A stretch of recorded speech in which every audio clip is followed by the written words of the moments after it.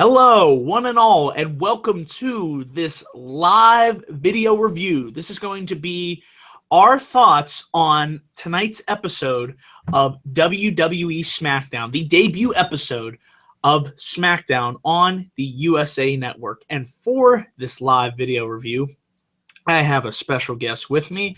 This is my friend Mike. Mike, say hello. Hello, right?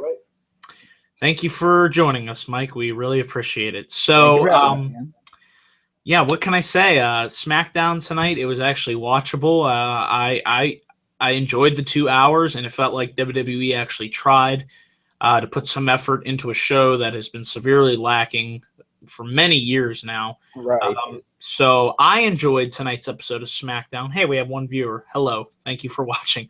Mike, awesome. What did you think of the show? I thought, like, compared to, like, of course, most SmackDowns you probably saw. Well, I watched here and there in 2015. I didn't always watch it all the time. Two viewers. Thank you. Okay. Well, right. Okay. Anyway, awesome. Sorry. But like usually, it just felt just a bunch of mid-carders wrestling back in 2015. But this show tonight felt like, like a decent, like 2-hour Raw episode. A lot of stories developing, like a lot of surprises. Not too many matches or segments, but they were all like great and felt like good in length, and there was a lot of development. It wasn't like just a boring like time filler. It was just a spot-on solid show, I thought. I agree, and we'll get to our grades by the end of this show, but we're going to run through the show itself and let you know what we thought of each segment and individual match. So we kick things off for SmackDown's move to the USA Network. We have John Cena, yes, Mr. Shoulder injury guy. Cena made his return to SmackDown. I don't remember the last time that he was on this show, but Cena made his way to the ring. He said basically he doesn't like Del Rio. It's a new year, blah, blah, blah. He called out Del Rio. Del Rio made his way to the ring. And then Cena wanted to face Del Rio tonight for the U.S. title. However, Del Rio ran Cena down. And then eventually Cena says if he's out of the picture, he knew somebody else that could get into the picture, and he called Kalisto down, who made his way to the ring. And this would set up Alberto Del Rio versus Kalisto. What did you think of Cena's promo on SmackDown opening the show? I thought it, you have your biggest star in the company, John Cena, opening the show. Definitely made it feel important. He said this is the USA Network, got the crowd to chant USA Network. Yeah, it was a little cheap, a little hokey, but I think having Cena there added much-needed star power to the show. And if they would do stuff like this more often, dare I say it, have a Brock Lesnar appear, have an Undertaker appear, it would definitely make SmackDown feel much more important and relevant. Now, back and forth between Cena and Del Rio, it was okay. But what did you think, Mike, of this opening promo by Cena? Well, of course, like Cena's always been like the spokesperson pretty much for WWE with the beginning of the show and stuff like that for the time I've watched. But definitely having him, energizing the crowd, getting them ready. Of course, referring to U.S. title to the USA Network, saying USA this, USA that. But I mean, a typical Cena Del Rio feud is not really been the best, but I'm glad they brought out Kalisto to be the one fighting Del Rio tonight, and I feel this could be a solid feud sometime. Yes. Sometime, because I even figured that out too. Kalisto is a future Rey Mysterio. I can see him being a Rey Mysterio pretty much. Yeah, the Rey Mysterio character, but he could be unique on his own. Don't copy Rey. Exactly. Rey was awesome. Right. Yeah. But I agree. I felt like Kalisto tonight really shined in the spotlight. I enjoyed the match that him and Del Rio had, and I was thinking to myself, what do you think of a potential feud down the line between Kalisto and Alberto Del Rio? I think it could be a great feud. Yes, definitely. It would give Del Rio a fresh opponent, somebody with that lucha libre type style that he could work really well against, and I think in this match it showed me hints of a potential great feud between these two, because the match I thought they had was definitely better than the match they had in the WWE Heavyweight Championship tournament several months ago on Raw. What did you think of the match they had on SmackDown, Mike? Yeah, I mean, the match was good. I mean, it wasn't really boring or anything like that, and it was good. Set up Kalisto to even be a potential number one contender for Del Rio's title, especially now since Cena's out and I have Kalisto go for it. And with Sin Cara potentially being injured, they keep piling up. Kalisto was able to reverse the cross arm breaker and get a Hurricane Rana, and he picked up the victory over Alberto Del Rio. So that might move Kalisto into being the number 1 contender, seeing as how he pinned the United States champion. So we can agree the opening promo was what it was, and this was, I wouldn't say it was a great match, but it was a solid match between Alberto Del Rio and Kalisto. Anything else you have to say about the opening segment in this match, Mike? Nope. I mean, just usually, Cena coming out, opening up, welcoming everybody there. Of course, saying his beef about Del Rio. They go back and forth, but then throwing Kalisto out there made a huge difference. And yeah, an energized crowd to start off the show, definitely. Definitely. Okay, so we're going to move on into the next segment. Backstage, Becky Lynch was being interviewed by JoJo, and Becky said that her and Charlotte are no longer best friends, seeing as how Charlotte attacked Becky Lynch on Raw. And this would eventually, later on in the show, we would have our Divas Championship match. So it was a nice promo by Becky. I really feel like the crowd is getting behind Becky, as we heard in that match later on, as we'll discuss.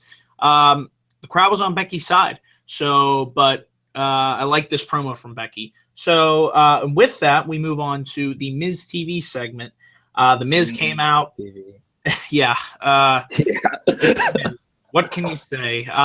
You've seen just the Miz. You've seen another. So this started, he wanted to, what was it supposed to be about, the Royal Rumble? Yeah, just like, just talking about promoting the Rumble, I guess, or something like that. Then the New Day came out. I loved it because every time New Day comes out, it's awesome. New Day rocks for sure. They do. They said they wanted to address what happened between them and Chris Jericho. Big E said the New Day are not Rudy, Tootie, Booty, or whatever Jericho called them on Raw. You just got to love these guys. They're going out there and they're having fun each and every time. So every time the New Day's out there, I love it. Loved what they were saying. Woods said this is 2016, not 1999. Then eventually Dolph Ziggler came out, interrupted New Day. And his hair looking different also, have you noticed? Yeah, it is what it is. Yeah. So after Ziggler, then came out Goldust. Guys just kept coming out one after one. Then Neville came out and told The Miz off. Everybody was interrupting The Miz. And then R-Truth came out and said, so sick of Truth. He said he was out to accept Alberto Del Rio's United States Open Challenge. But they had to inform him that, no, this was about the Royal Rumble. So then everybody starts going after The Miz, and then we come back from commercial break, and this sets up an 8-man tag team match. This was the Dolph Ziggler, R-Truth, Goldust, and Neville taking on The Miz and the New Day. The match was what it was. It was really nothing special. Do you have anything to say about this match and this segment? I mean, it was what it was. It was what it was. It was nothing special. It wasn't a time filler, but, it's just, bunch of guys probably just getting ready for the Royal Rumble. Yeah. The interesting thing, though, after the match. Yes, definitely. I was not expecting this. Yeah. The Dolph Ziggler, Goldust, Neville, and R-Truth won. After the match, Miz got trapped in the ring, and Ziggler hit him with a super kick, and then Ziggler super kicked R-Truth, and then he sent Goldust to the outside. And the way that it was done, it was kind of in a heelish manner. I felt like they were kind of teasing a Dolph Ziggler heel turn. Mike, what did you think about the way that Ziggler threw out Goldust? Yeah, I mean, like I was thinking at first, was this a heel turn? But then you hear him saying to Goldust, "I'm sorry, buddy, but Royal Rumble's one." Yeah, it seemed like he was making the case for this is how it's going to be at the Royal Rumble. But the way that it was done, I felt there was a hint of a heel turn, and I don't know about you, I feel like Dolph's just been floundering. As a babyface. I don't blame that on him, more so the way that he's been booked. We could say that for a lot of guys on this roster. Right, yeah. I felt like he needs a heel turn now more than ever to kind of re-energize his career, because otherwise I feel like he's just, spinning. He's not, going anywhere. What do you think about Dolph Ziggler potentially turning heel? I think it's time for it. I mean, fans are behind him, but, he's not going anywhere as a babyface. You notice, how his popularity has been waning. I mean, he still gets cheers, but it's not at the level that it was after Survivor Series 2014. Right, because he's done nothing but lose since then. It's probably going to get to the point with Bray Wyatt soon, no one's taking him seriously anymore. And, it definitely, even it's a couple more weeks too before the Rumble, keep in mind. I'm sure, if it was just a statement for the Rumble, it wouldn't be, just like 2 weeks or 3 weeks before. They're doing a couple weeks ahead of time. They're obviously trying to give him some type of push, and he's, already trying to make an early statement saying, hey, I'm going out there and I'm winning the Rumble. So I think a heel turn from Ziggler, giving back that cocky attitude he had back when he first came up to the main roster, and hopefully give him a nice solid push. Sure. So anything else you want to say about that, or we'll move on to the next match? Just thank goodness Ziggler super kick R-Truth, because I'm getting sick of him. Oh, he's a joke, so we don't no offense, but it's R-Truth. Okay, we're gonna move on to the next match. We had Charlotte with Ric Flair in her corner versus Becky Lynch for the Divas Championship. I thought these two went out there and had another good match. I could watch Charlotte and Becky wrestle each and every time. However, don't do that. We need to save the next match for the Royal Rumble in order to make it feel as special as possible. But I thought these two went out there and had a damn good match. Not sure if it was good as the match that they had on Raw this Monday, but it was still another good match. What did you think of this Divas Championship match, Mike? It seemed like a very effective and durable match that it was longer than probably most matches. It didn't feel like a time filler match, but it was a strong championship match. And of course having Ric Flair and he interfere with pulling Charlotte's foot onto the ropes, and which we were discussing earlier while the show was going on. I think they need to add some sort of stipulation to this match, and probably something to prevent Charlotte from working with Rick.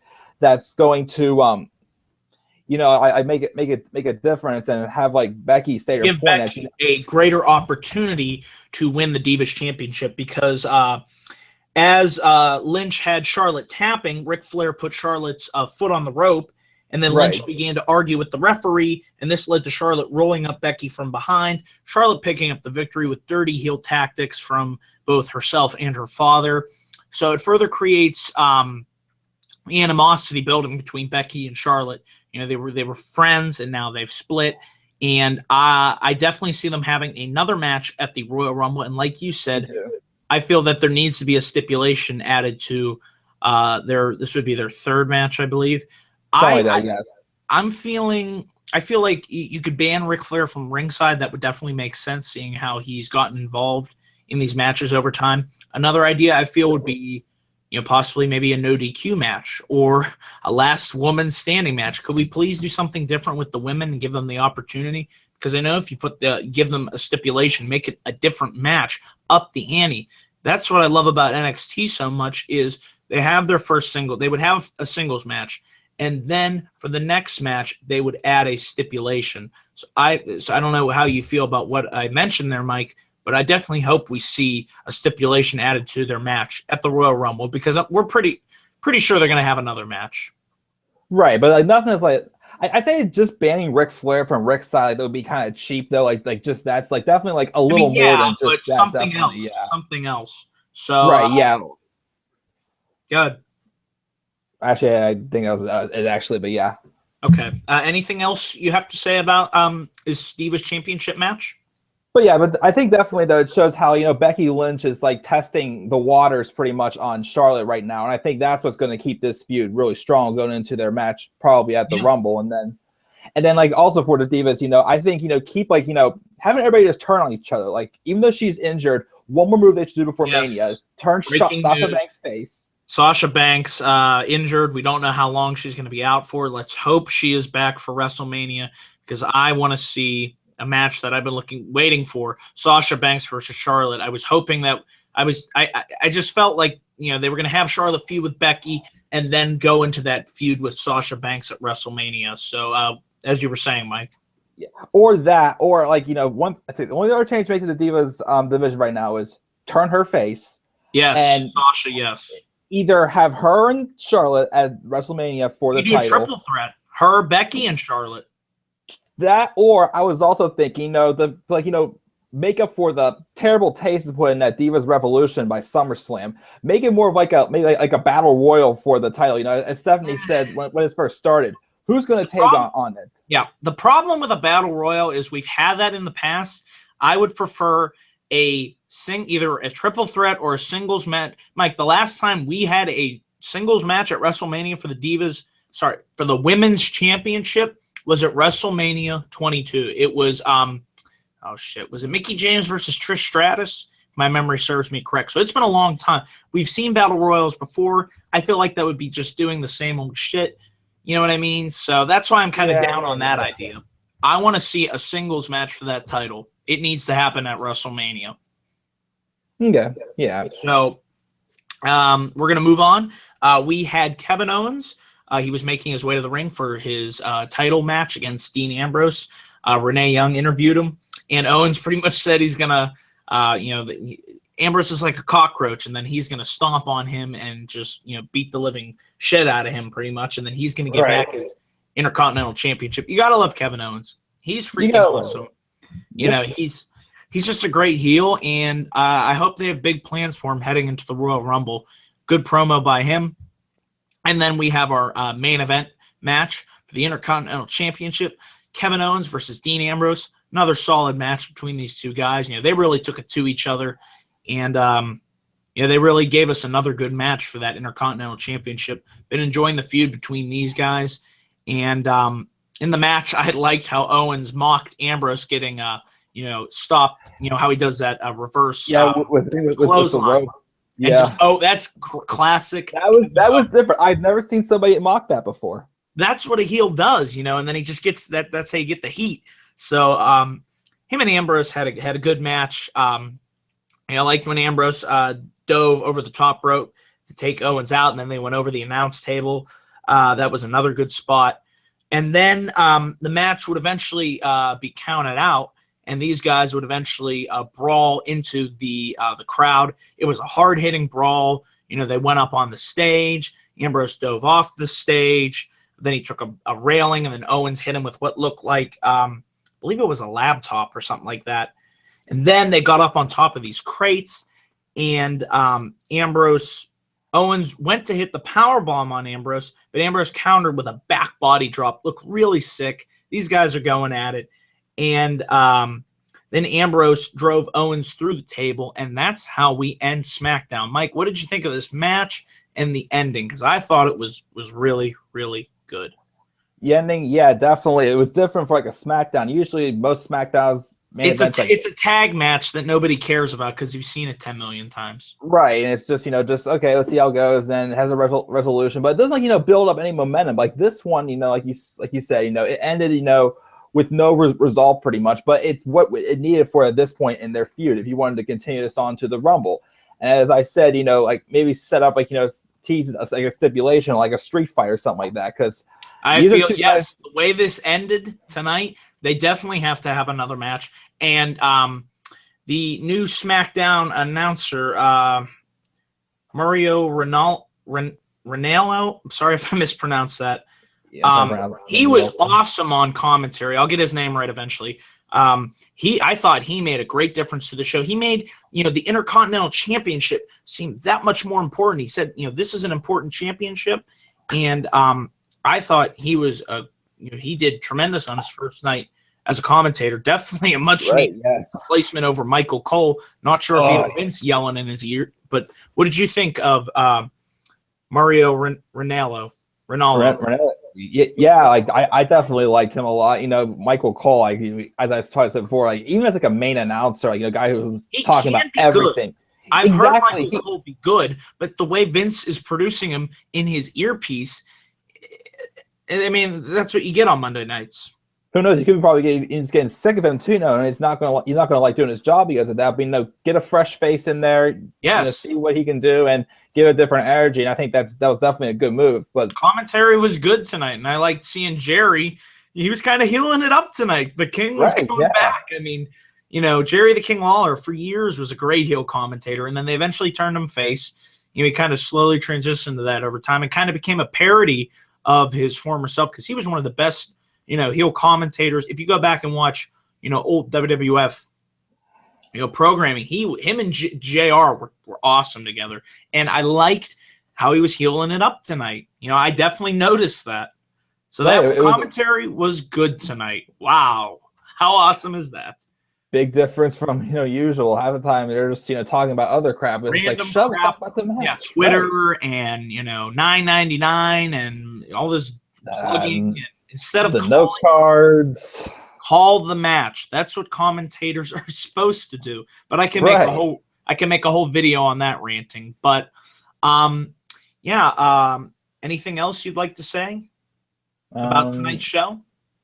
Nope. Other than that, I think it was a solid start for SmackDown this year, and I hope they keep this momentum going. Well, knowing them, they probably won't. I'm sorry I have to be that way, but that's WWE for you. They usually start strong on something, and then they usually let the momentum slip away. But we'll see. Maybe they can make SmackDown relevant again each and every week. But I'm going to give this show a B-. I thought it was a good show. I enjoyed it from start to finish. Mike, what would you give this show? I give it more of maybe a B. Just a B, no plus or minus? Just a solid B, yeah. Solid B? Okay, I'm going with B-. You're going with a B. That's our review for WWE Smackdown, January 7th, 2016. Let us know down in the comments section what you thought of tonight's episode of SmackDown, the debut episode on the USA Network. Stay tuned to this channel for more video content coming. My Raw review, I'm going to try and go live after the Ric Flair podcast, Stone Cold podcast with Ric Flair on Monday. Be on the lookout for that around 12:15 a.m. After the podcast. We'll have my thoughts about the Stone Cold podcast as well.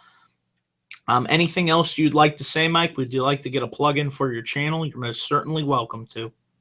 Yeah, definitely. So my channel, I do a lot of random things, just have fun. But I do some stuff for WWE, and since I've got the network now, I'm going to start doing stuff for NXT also.